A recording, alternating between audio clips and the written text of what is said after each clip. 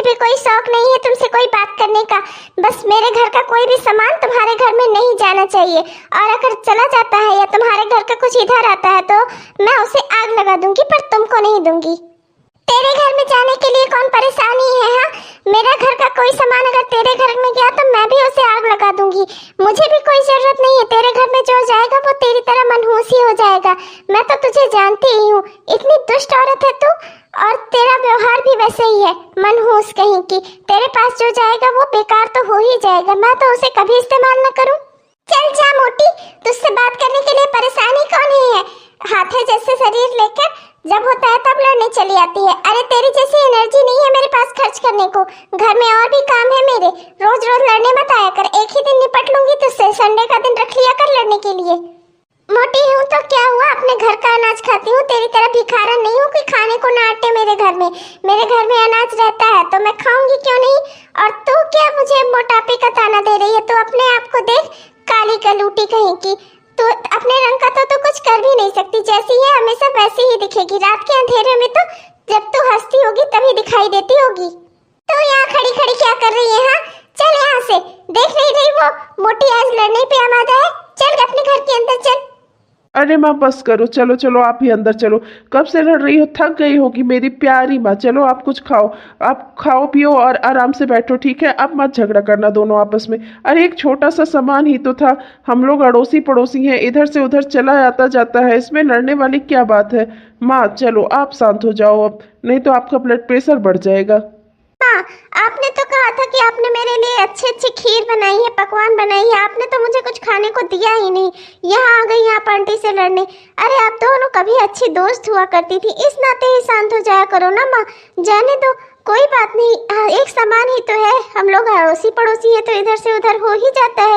आप क्यों दोनों इतना झगड़ा करती हो माँ? जाने दो, आप ही शांत हो जाया करो ना। पहले तो आप दीदी की हमेशा तारीफ किया करती थी आंटी की, कि दीदी बहुत अच्छी है, दीदी बहुत अच्छी है, और आज आप उनसे इतना झगड़ा करती हो। अरे मत जाने दो ना, हमारी पड़ोसी है वो। तूने आज मुझे शांत कराकर वहाँ से वापस ले आया, नहीं तो बताती मैं उस कल्लू की। बहुत आई थी बोलने, मुझे मोटा कह रही थी, मुझे।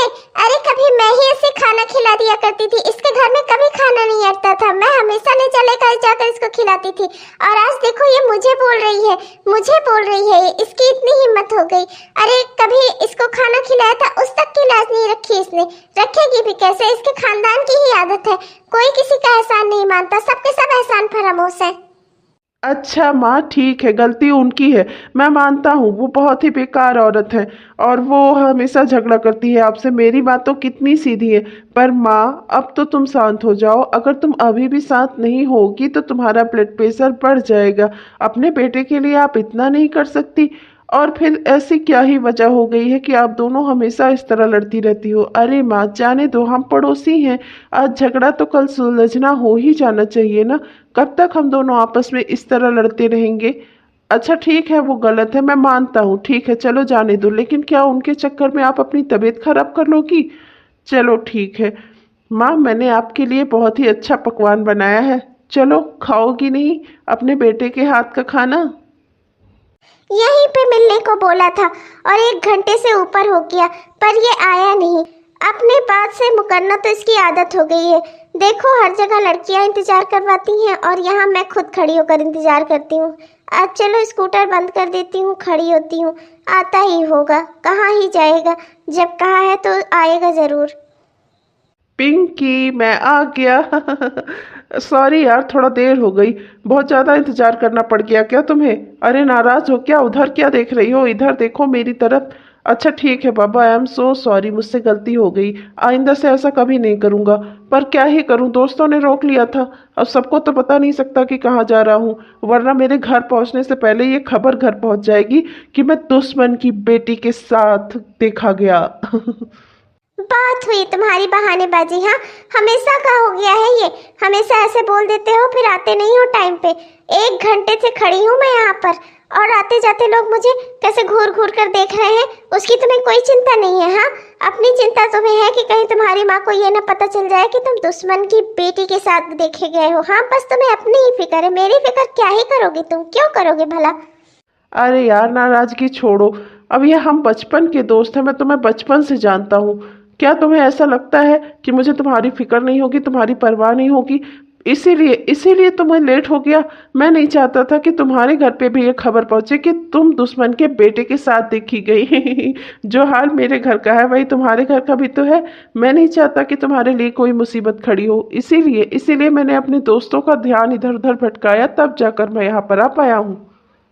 चलो अब बैठकर बातचीत कर लेते हैं, वरना सारा समय तो इसी में गुजर जाएगा कि हमने एक दूसरे के साथ कैसा व्यवहार किया, हमें एक दूसरे की परवाह नहीं है।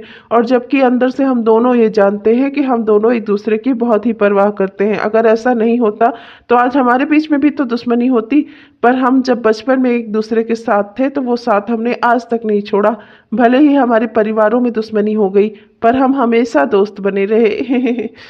मुझे समझ नहीं आता कि जब हम अपने रिश्ते के बारे में अपने घर वालों को कैसे बताएंगे, और जब हम बताएंगे तो घर वालों का क्या रिएक्शन होगा। मेरी माँ और तुम्हारी माँ तो आपस में इतनी गहरी दुश्मनी है कि मैं क्या ही कहूँ, तुम तो खुद ही जानते हो। मेरे समझ में नहीं आता कि वो कैसे इस रिश्ते के लिए तैयार होंगी।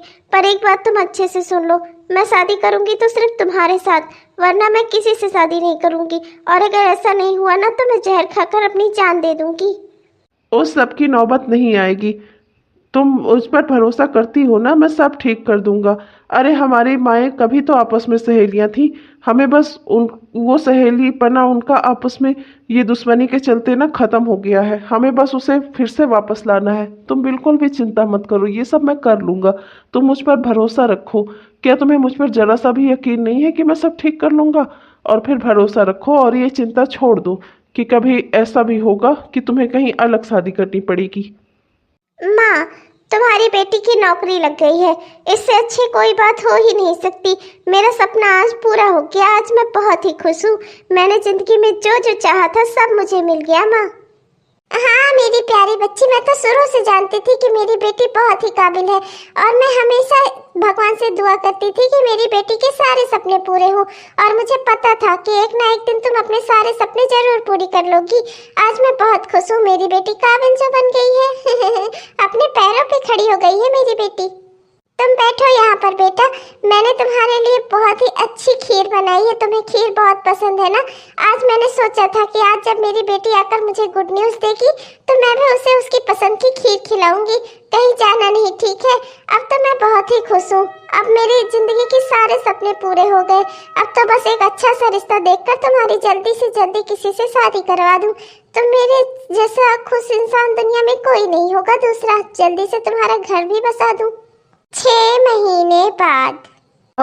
अरे क्या हुआ यार, तुम इस तरह से रो क्यों रही हो? हाँ क्या हुआ? कोई बात हुई है क्या? जल्दी बताओ मुझे, तुम्हें क्या दिक्कत है, क्या परेशानी है? तुम रो क्यों रही हो? जानती हो ना मैं तुम्हें इस तरह रोते हुए नहीं देख सकता। मैं तुम्हारी आंखों में कभी भी आंसू नहीं देख सकता। स्कूल में तुम्हें टीचर तक से कभी डांट नहीं खाने दी मैंने। अपना होमवर्क मैं तुम्हारा बताकर दे देता था कि टीचर मुझे मार ले और तुम ना रो, और आज तुम मेरे सामने इस तरह रो रही हो। बताओ ना क्या हुआ, क्या बात है? जिसका डर था वही हुआ। मैंने तुमसे पहले ही कहा था कि हम अपने घर पर चलो बात करते हैं, चलो सबको मनाते हैं, पर तुमने मेरी बात नहीं मानी। आज मेरी माँ ने मेरी शादी कहीं और तय कर दी है और वहाँ पे मेरा रिश्ता भी फिक्स हो गया है। और जानते हो अब माँ ने शादी की तारीख भी रख दी है। बताओ मैं क्या करूँगी? मैंने तुमसे पहले ही कहा था कि मैं तुम्हारे अलावा किसी और से शादी नहीं करूँगी, और अगर ऐसा कुछ हुआ ना तो मैं जहर खाकर अपनी जान दे दूँगी। पर तुमने मेरी बात नहीं मानी, तुमने मुझे सीरियसली नहीं लिया ना।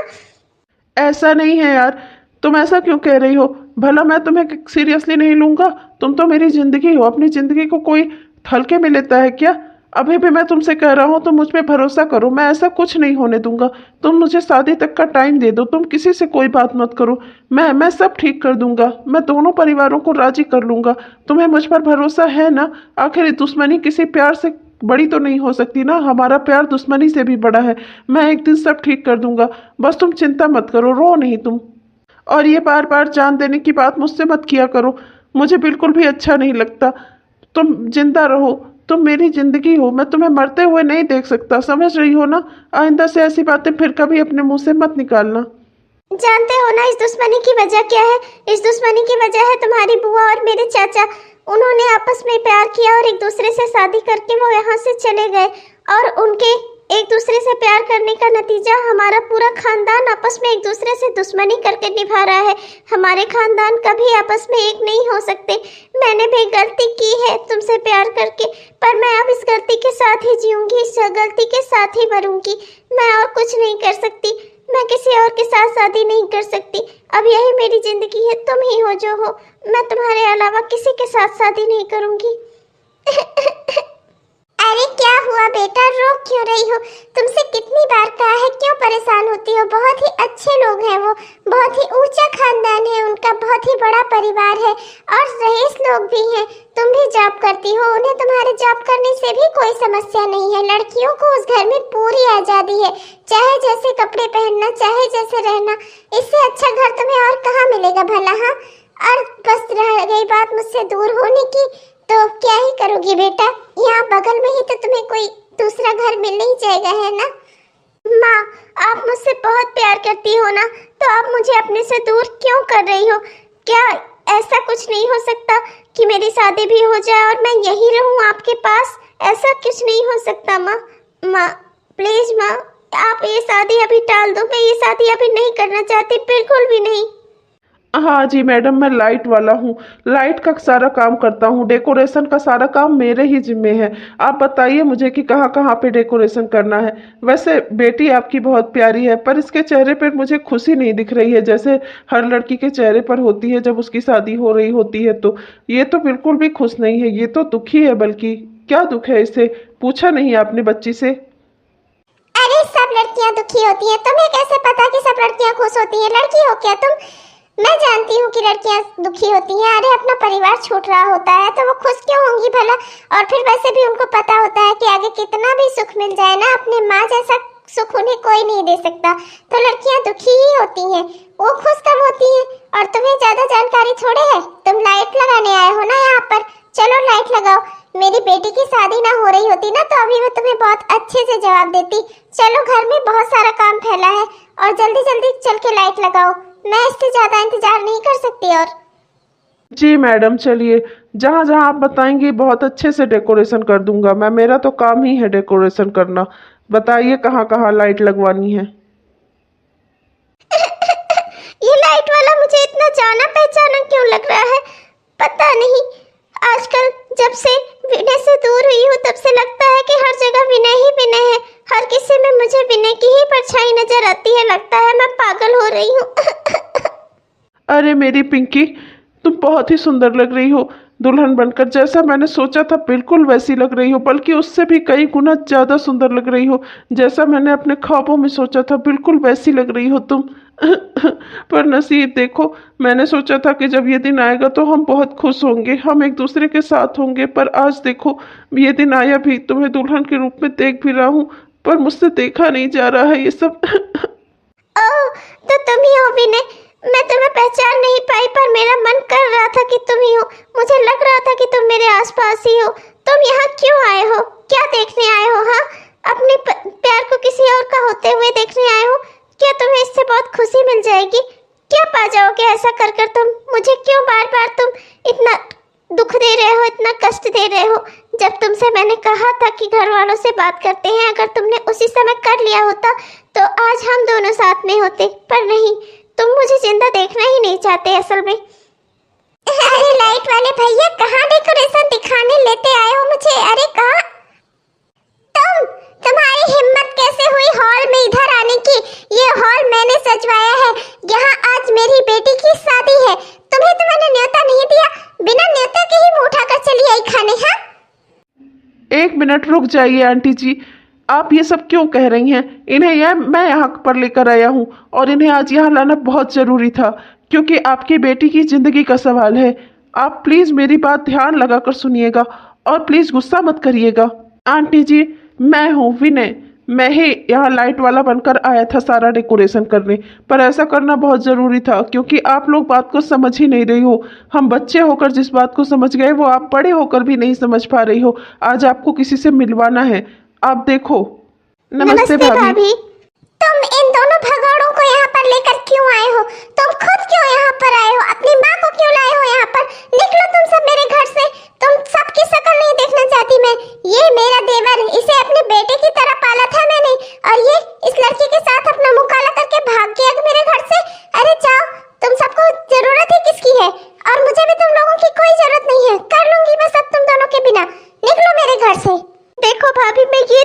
आई हूँ आपको यहाँ पर, मैं फिर चली जाऊंगी। देखो इसे, अगर आपने अपनी पिंकी की शादी किसी और से की तो वो क्या करेगी?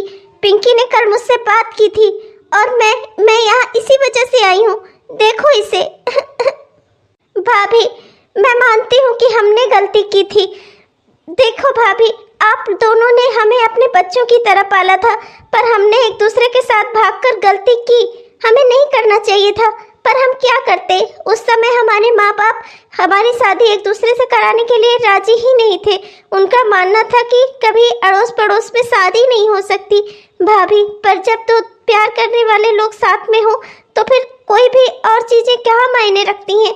इसीलिए हम दोनों ने परिवार को छोड़कर एक दूसरे के साथ रहने का फैसला किया। हाँ, मैं मानती हूँ कि हमसे गलती हुई। हमें अपने परिवार को किसी भी तरह से तैयार करना चाहिए था, पर हम क्या करते भाभी, हमारे पास कोई और रास्ता नहीं था।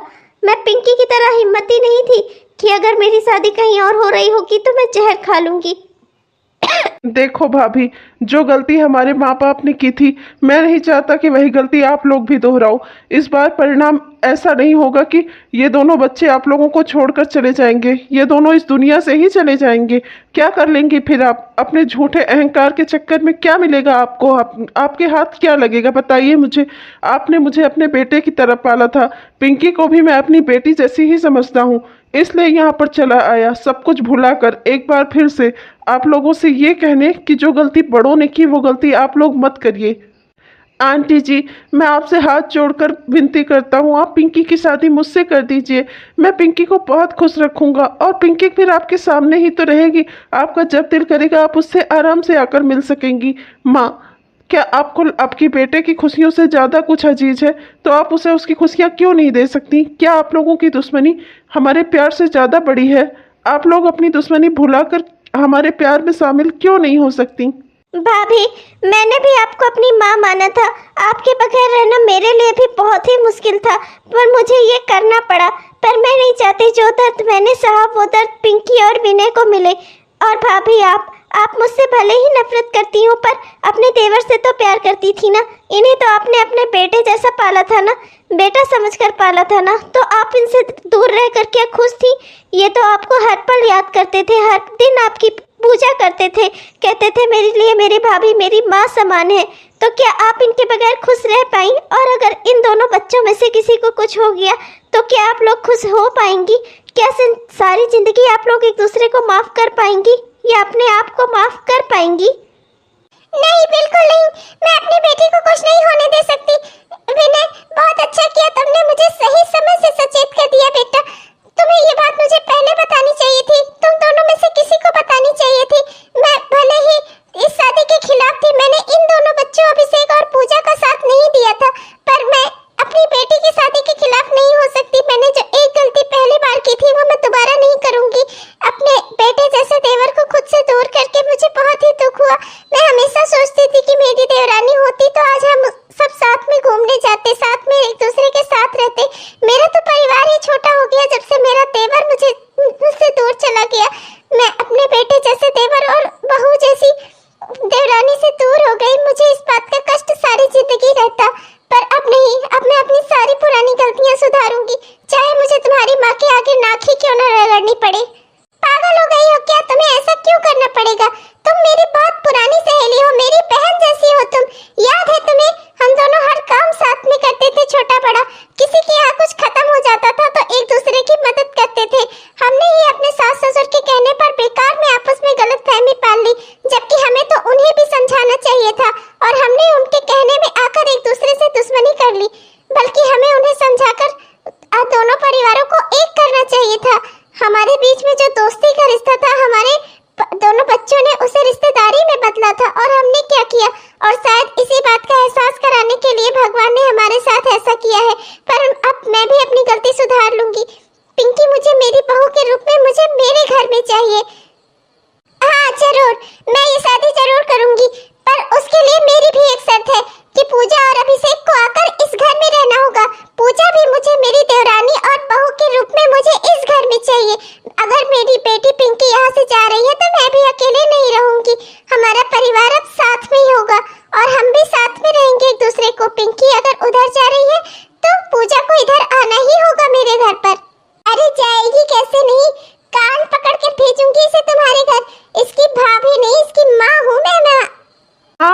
नहीं, बिल्कुल जरूर पूजा वहीं रहेगी जहाँ मैं रहूंगा, और मैं तो अपनी माँ जैसी भाभी के साथ ही रहूंगा। माँ, मैं आप ही के पास आ रही थी, मेरे लिए खीर ले आ दो, उस खीर में जहर डालकर मैं खा लूं।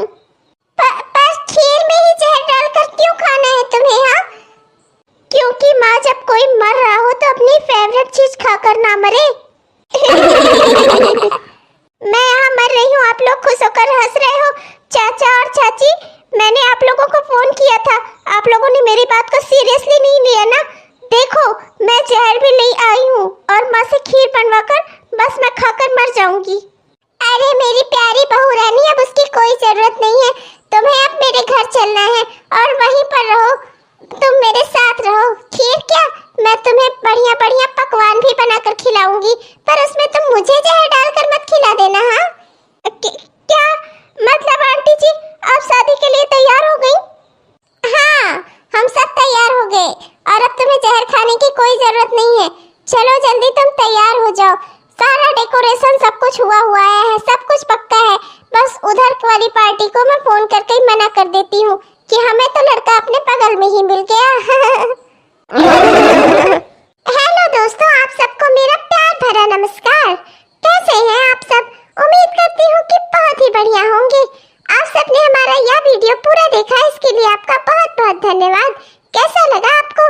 अगर पसंद आया तो कृपया लाइक जरूर कीजिए, और हाँ दोस्तों, हमारे इस चैनल को कृपया जरूर से जरूर सब्सक्राइब कर लीजिए दोस्तों, जिससे हम जो भी वीडियो डालें वो आप तक तुरंत पहुंच जाए। अच्छा दोस्तों, चलती हूँ, मिलूंगी आपको अगले वीडियो में, तब तक के लिए बाय बाय।